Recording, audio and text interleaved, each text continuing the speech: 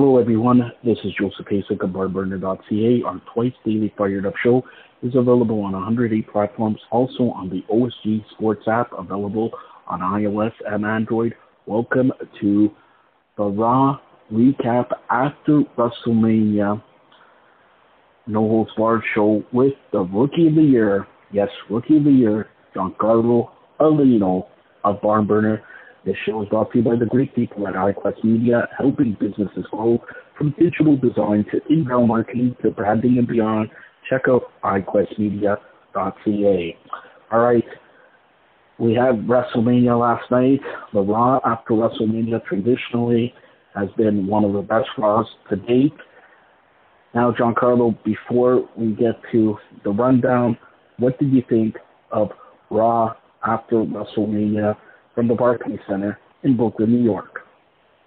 I'm a little bit mixed on it. There was a lot of moments on the show I did like, but there were also some moments I didn't like and I thought could have been booked a lot better and would have had more of an impact. I'm sure we'll get into it later, but even the start of the show where you have fans saying, "You deserve it," to Seth Rollins. He comes out, runs down Brock Lesnar. That's all good, gets a big pop.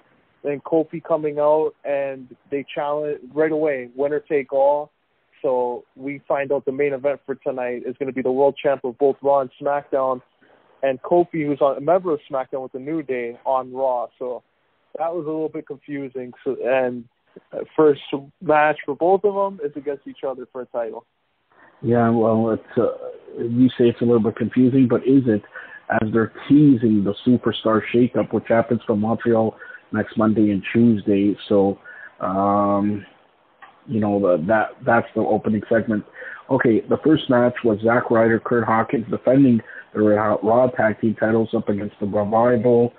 Zack Ryder, Kurt Hawkins beat the Revival in about 10 minutes. He's 2-0 after going 2-69, Kurt Hawkins. Yeah, and this team, even the Revival now, that's 2 losses, and all the momentum they built up in the last couple months and then winning the title seems to be going downhill right now. They lose back-to-back to Kurt Hawkins and Zack Ryder. I actually thought they were going to have the Revival win tonight, but that wasn't the case. And, they were teasing some teams going to Raw. I wouldn't be surprised if the Revival go to SmackDown as part of the Superstar Shakeup next week. Our Raw announcer Mike Rome then gives a big introduction to Brooklyn's favorite son, Baron Corbin. Yes, Baron Corbin brings out Kurt Angle. Kurt Angle shakes him with the left hand. He wishes him good luck, bad luck, and then gives him the ankle slam. But then we have the debut. The debut of... Go ahead, Giancarlo. The debut of the freak Lars Sullivan, who finally comes up to the main roster. This, I think, was bad timing and a bad spot for Lars Sullivan to debut. He comes in to attack Kurt Angle, who's retiring, had his farewell match last night, and he has nothing, I think, to gain from this. I think he should have debuted and attacked Brock Lesnar or Seth Rollins. Would have made more of a statement and would have shown that he's a main event guy right off the bat. Having him come out and do that to Kurt Angle, I don't know where that puts him on Raw or SmackDown for that matter. And I think the whole debut, especially all the months leading into it with the promo packages, the vignettes, I think it was a little, underwhelming.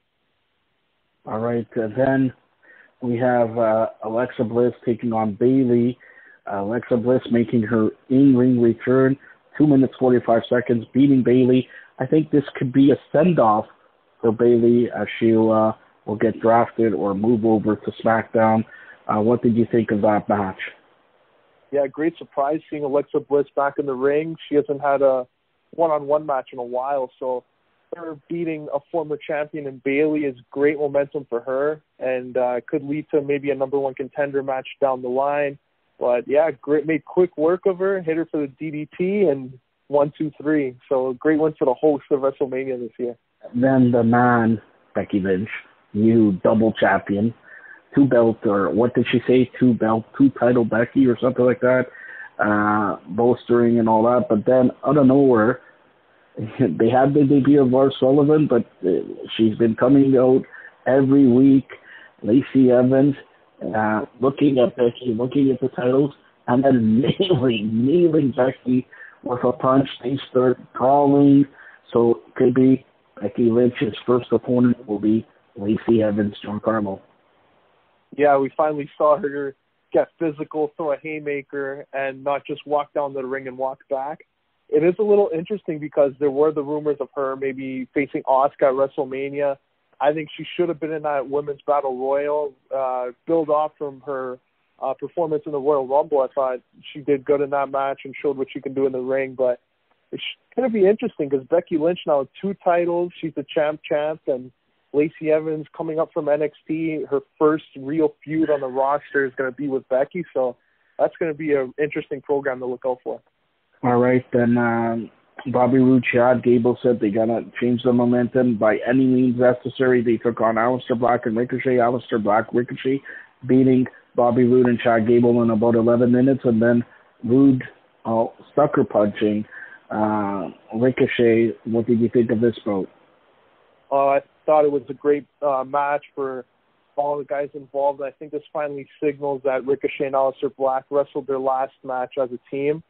Well, on Raw for that matter. But for Bobby Roode, I think it's about time they actually turn him heel. He's been a babyface now on SmackDown and Raw since coming up from NXT, and it hasn't really done that much for him. He hasn't really been involved in a main feud, and being in a tag team with Chad Gable hasn't really had the impact I'm sure WWE would have liked. So having him turn heel is his best work, even going back to TNA. Just interesting to see if they have Gable along for that heel turn, or they have Bobby Roode go as a single star. So that's another one to look out for. Then a box was shown with smoke and fog behind it. A strange buzzard-like,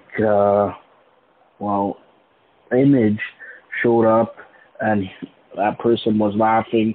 Basically, it's Bray Wyatt, okay? Basically, that's his new gimmick. It's Bray Wyatt. Then Bobby Lashley and Lio Rush made their way to take on Dean Ambrose. They said, well, don't worry about Renee Young. He's going to take care of her. That insinuated, Dean Ambrose. But Dean Ambrose, last match on Raw, got beaten down. Renee took care of him and all that. But it's just pure waste of time. What do you think? Yeah, I'm with you. I think it was a waste for everybody involved. Even Bobby Lashley now, he had that 4-minute match with Finn Balor. He got a power bomb in the match against a smaller guy in Finn Balor. He lost so quickly, and now tonight, going into this and this blow-off match with Dean Ambrose, his last one on Raw, I didn't like it at all, and I don't see what this does to Bobby Lashley. Any positives going forward? I think this was completely negative for his career. All right, then we had Finn Balor defending the Intercontinental title up against the returning Sami Zayn. The match was pretty good, 11 minutes, 20 seconds. But Finn Balor gets the victory, and then Sami Zayn cutting off a great promo, cutting down the fans. I like to see this Sami Zayn, and Sami Zayn looked a little bit like Dean Ambrose. Yeah, and I'm with you. It was a great promo. Match was excellent. Best part of Raw. The only thing is next week, Raw's in Montreal, Sami Zayn's hometown. What bigger impact this would have had if Sami Zayn did that in his hometown and ran down his own home crowd, and that same heel promo, I think would have had more of an impact and got more of a reaction. People would probably booed him even more. So I think they should have held off for another week. Okay, then Cheryl Schreiber, new backstage interviewing or getting interrupted by Dana Brooks, who said she's not going to get passed by. So we had no Sasha Banks today, and no Tamina, no Nia Jax. Something's up here. All right, so Elias in the ring, walk with Elias. He says this time nobody's going to interrupt him, and he promises if somebody interrupts him, that person will be a dead man. Then you hear, what do you hear, Giancarlo? You hear The Undertaker make his entrance, and it was a great moment. The Raw After Mania crowd got to experience that entrance live. He wasn't at WrestleMania for the first time in a long time, so it was a great moment. But for Elias now, that's back-to-back nights where he's interrupted by John Cena, the Dr. Thugonomics one night, and now the Dead Man the other. So not the best of weekends for Elias. Well, everybody thought we're going to get John Cena Elias at WrestleMania or The Undertaker Elias. We got basically both because the next night is still like WrestleMania and all that. Then we had the champion versus champion match, winner take all, Seth Rollins against Kofi Kingston. They had a good beginning, good match. I was really enthusiastic about this match. And then out of nowhere, inexplicably, who shows up? The Bar. And then they make Kofi and Seth against the Bar. You know who won. What did you think of that? And this, like I said, the whole WrestleMania weekend went downhill, really downhill. Like, WrestleMania for me was lackluster. Raw after WrestleMania every year, something's talking about it. This was lackluster. Only thing this weekend was NXT. Yeah, I agree with you. And yeah, that match, like, you would have a feeling that they were going to do something to protect both guys, considering that they won the world titles last night. But the Bar coming in, not a big fan of that. They're SmackDown team, right? And I think they are teasing that maybe of them going to Raw, maybe the Revival or another team go to SmackDown. But yeah, I was holding out hope, and I was looking at Twitter. A lot of other fans were holding out hope too that maybe the Undisputed Era will be the ones interrupting them and making a bold statement by taking out both champions. But that wasn't meant to be, and we got the Bar instead. Yeah, so all in all, like I said, a lackluster Raw. Some side notes here. Ronda Rousey, she's going to take a leave, but during her match, the winner-take-all main event at WrestleMania, she severely broke her hand. Also, AJ Styles will not be on SmackDown out here because he, during his match, he injured his hip. So they're probably rewriting the SmackDown as we speak. SmackDown, of course, happens tomorrow also from the Barclays Center, the final night of this 4-5 night in New York. Giancarlo, are you sick of wrestling already? Because we watched like 20 hours of wrestling. Yeah, it's getting to be a chore right now, with especially Saturday night.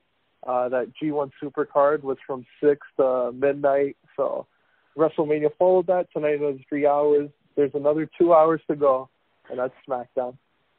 All right, Giancarlo, tell everybody how they could get a hold of you. Yeah, you can follow me on Twitter at John_411, Instagram at Giancarlo_Aulino, and follow all my articles on barnburner.ca. All right. Thanks a lot, Giancarlo.